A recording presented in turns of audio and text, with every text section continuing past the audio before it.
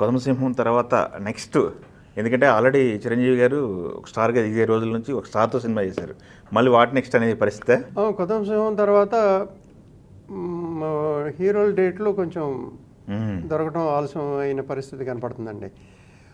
అప్పుడు ఏంటంటే ఇంకా కథ తీసుకురండి, కథ బాగుంటే చేద్దాం, కొంచెం ఇటువంటి స్టార్ట్ అయినాయి. ప్రొడ్యూసర్ని కథ అడిగేవాళ్ళు కాదు, అడిగేవాళ్ళు. ఇప్పుడు కథ బాగుంటే చేద్దాం కొంచెం అన్న సిచ్యువేషన్ మొదలైనవి. మరి డేట్లు అందరూ ఏ హీరో డేట్లు కూడా దగ్గరలో దొరికే ఇది కనపడలేదు. సరే అప్పుడు నాకు అనిపించింది, సరే ఇప్పుడు ఇంతవరకు అన్ని హీరోలతోటే ముందే పలానా హీరో అనుకుని దానికి తగ్గ కథ చేసి ఒక రకమైన పందాలో వెళ్ళాం. అసలు ఏ హీరో పేరు అనుకోవద్దు, అసలు ఏ డైరెక్టర్ పేరు అనుకోవద్దు, అసలు ఒక కథ చేద్దాం, మంచి కథ. ఆ కథ అంతా అయిన తర్వాత ఈ కథకి ఎవరైతే బాగుంటారు, ఏ డైరెక్టర్ అయితే బాగుంటారు, తర్వాత డిసైడ్ చేద్దాం. అసలు ఆ సినిమా అలా ట్రై చేసి చూద్దాం, ఎందుకు వెయిట్ చేయటం, ఇంకా టైం పట్టేయటం ఉంది, ఏ హీరో కూడా దగ్గరలో ఇచ్చేట్టు సిచ్యువేషన్ లేదు, కొంచెం టైం పట్టేట్టు ఉంది. కాబట్టి మనం ఈ లోపల ఈ పద్ధతిలో ఒక సినిమా చేద్దామని చెప్పి బంగారు కుటుంబం. అది బంగారు కుటుంబం కథ పాయింట్ నాది, ఆ పాయింట్ నేనే చెప్పాను. అది విజయేంద్ర ప్రసాద్ గారు తెలుసు కదా. అవును, విజయేంద్ర ప్రసాద్. ఆయన అప్పట్లో అప్కమింగ్ వాళ్ళు ఇండస్ట్రీలో కొత్తగా వాళ్ళు పైకి వస్తున్నారు, దత్తా బ్రదర్స్ అని. ఆయన వాళ్ళ బ్రదర్ శివదత్త గారు ఇద్దరు కొత్తగా దత్తా బ్రదర్స్ అప్పట్లో దత్తా బ్రదర్స్ అని వాళ్ళు ఏంటంటే వాళ్ళు కూడా బిగినింగ్ డేస్ అప్కమింగ్ డేస్ మాతో పరిచయం అయిన తర్వాత కొదమసింహంలో కొంత వర్క్ చేశారు వాళ్ళు, స్క్రీన్ ప్లే హెల్ప్ అది చేశారన్నమాట కొంత. ఆ పరిచయాలతోటి నేను వాళ్ళు కూడా కొంచెం అప్పుడు పైకి వస్తున్నారు కాబట్టి కొంచెం లేజర్గా ఉన్నారు. అవును. సో విజయేంద్ర ప్రసాద్ గారిని పిలిచి, ప్రసాద్ గారు ఒక పాయింట్ అనుకుంటున్నాను నేను, అంటే ముందు అసలు ఒక హీరో పేరు వద్దు, ఒక డైరెక్టర్ పేరు వద్దు, ఈ పాయింట్ మీకు ఇన్స్పైరింగ్గా అనిపిస్తే దీన్ని డెవలప్ చేయండి, డైలీ మీట్ అయ్యి మనం దీని గురించి మాట్లాడుకొని ముందుకెళ్దాం, మీరు దాన్ని ఒక ఫుల్ స్క్రిప్ట్ లెవెల్లో మీరు తయారు చేయగలిగారంటే ఆయన అలాగే చేద్దామని చెప్పేసి ఈ పాయింట్ నేను చెప్పాను.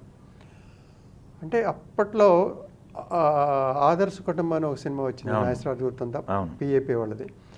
అది న్యూక్లియస్ ఫ్యామిలీస్, అంటే అప్పట్లో ఉమ్మడి కుటుంబాలు ఉండేవి.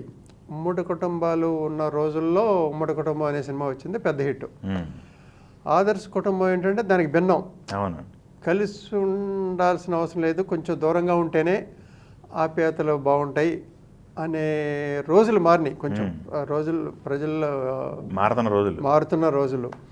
సో ఇవాళ ఈ తీస్తే బాగుంటుందని చెప్పి ఆ పాయింట్. ఎందుకంటే ఇప్పుడు మా ఇంట్లోనే పిల్లలు, ఇప్పుడు అన్నయ్య గారు పిల్లలు కానీ వాళ్ళని చూసేవాళ్ళం కదా, టీవీల దగ్గర నాకు ఈ ప్రోగ్రామ్ టీవీల దగ్గర కొట్టుకునేవాళ్ళు, అంటే పిల్లల దగ్గర నుంచి కొన్ని ప్రాబ్లమ్స్ స్టార్ట్ అయ్యాయి.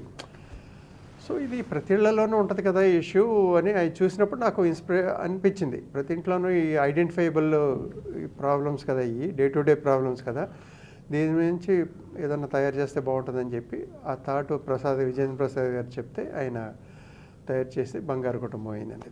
అదేంటంటే మొత్తం అయిపోయిన తర్వాత ఇప్పుడు దీనికి ఎవరైతే బాగుంటారు, సో ఈ క్యారెక్టర్ని ఆడియన్స్కి ఒక పవర్ఫుల్ మెసేజింగ్ లాగా తీసుకెళ్లాలంటే ఒక సీనియర్ హీరో అయితేనే బాగుంటుంది. ఫాదర్ క్యారెక్టర్ కదా అది, నాగేశ్వరరావు అయితేనే కరెక్ట్.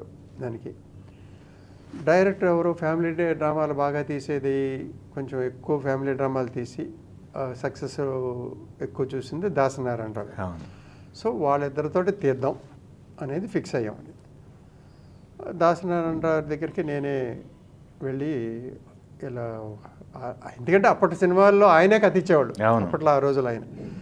నేను వెళ్ళి కాదండి నేను ఒక కథ తోటి వచ్చాను, మీకు అభ్యంతరం లేకపోతే వినండి, మీకు నచ్చితే ఇది మీతో చేద్దామని ఉంది అంటే ఆయన విన్నాడు. అంటే చాలా బాగుంది, ఇది చేసేద్దామని చెప్పి నాగేశ్వరరావు దగ్గరికి మరి వెళ్ళి చెప్పాలి కథ, మీరు చెప్తారా అంటే కాదండి, ఇప్పుడు కథ ఆల్రెడీ ఇప్పుడు నా కథ అయితే నేను చెప్పేవాడిని. ఇప్పుడు మీరు కథ తోటి వచ్చారు, ఇప్పుడు మీరు నాకు చెప్పినట్టుగానే ఆయనకి చెప్పండి. ఆయనకు కూడా చెప్పండి. నేను అప్పుడు నాగేశ్వరరావు ఆయన బాగా క్లోజ్ కదా, అంటే చాలా సినిమాలు చేశారు, దాదాపు 20 సినిమాలు పైన చేశారు. నేను ఆయన అపాయింట్మెంట్ తీసుకుని మీకు చెప్తాను, మీరే వెళ్ళి చెప్పండి అంటే నేను వెళ్ళాను నాగేశ్వరరావు దగ్గరికి. వెళ్ళి కథ పాయింట్గా చెప్పాను. ఆయన చెప్పాను, నాకు అసలు ఇటువంటి పాయింట్ అంటే చాలా ఇష్టం, ఎందుకంటే నేను ఇంతకుముందు ఆదర్శ కుటుంబం అనే సినిమా చేశాను. అదేంటంటే ఎర్లీగా వచ్చేసింది, ఇంకా ఉమ్మడి కుటుంబాలు ఇంకా ఎగ్జిస్ట్ అవుతున్న టైంలో ఎర్లీగా వచ్చేసింది. ఆ రోజులకి అది ఎర్లీ కాబట్టి అంత సక్సెస్ అవ్వలేదు. బట్ ఇవాళ రోజుకి కరెక్ట్ ఇది. ఇవాళ ఎందుకంటే ఉమ్మడి కుటుంబాలు కోరుకోవట్లేదు, ఇవాళ న్యూక్లియస్ ఫ్యామిలీసే కోరుకుంటున్నారు. సో ఇవాళ అయితే కరెక్ట్ ఇది అని ఆయనకి బాగా నచ్చి చేసామండి. అది టోటల్గా అది ఆ సినిమాకి మాకు స్టేట్ గవర్నమెంట్ బంగారు నంది అవార్డు వచ్చింది, ప్లస్ కమర్షియల్గా సక్సెస్ అయింది. మాకు పేరు డబ్బు రెండు తీసుకొచ్చిన సినిమా అది. అంటే ఒక హీరో డైరెక్టర్ ముందు అనుకోకుండా ఒక కథ తయారు చేద్దాం, ఆ కథను బట్టి ముందుకెళ్దాం. అంటే ఇంతకుముందు సినిమాలన్నీ కూడా ఏంటంటే ఒక హీరో ముందు అనుకుని, ఒక డైరెక్టర్ ముందు అనుకుని కథలు చేసాం. అవును, ఇప్పుడు అసలు హీరో డైరెక్టర్ పేరు ముందు అనుకోకుండా కథ చేసి దాన్ని బట్టి ఎవరు బాగుంటారో వెళ్దామని చెప్పి అలా బంగారు కుటుంబం అలా వచ్చింది. ఇండస్ట్రీకి రెండు కళ్ళు ఎన్టీ రామారావు గారు, నాగేశ్వర గారు ఇద్దరితో ఐ ఫీల్ ప్రౌడ్ వాళ్ళిద్దరితో తీయటం అనేది. ఎందుకంటే మన ఇండస్ట్రీకి గౌరవం తీసుకొచ్చింది వాళ్ళు. అంతకుముందు సినిమా వాళ్ళు అంటే కొన్ని సెక్షన్స్లో అంత విలువ ఉండేది కాదు, సొసైటీలో ఫుల్గా విలువ ఉండేది కదా, కొంత చులకనగా చూసేవాళ్ళు. అటువంటి పరిస్థితి నుంచి వాళ్ళు వాల్యూ తీసుకొచ్చారు, సినిమా వాళ్ళకి విలువ, ఒక గుర్తింపు తీసుకొచ్చారు, ఒక ఇండస్ట్రీకి ఒక డిసిప్లిన్ తీసుకొచ్చారు వాళ్ళు. వాళ్ళిద్దరితోటి తీయటం అనేది ఐ ఫీల్ ప్రౌడ్. రామారావు గారిది ఒక డిఫరెంట్, ఆయన లైఫ్ స్టైల్ డిఫరెంట్.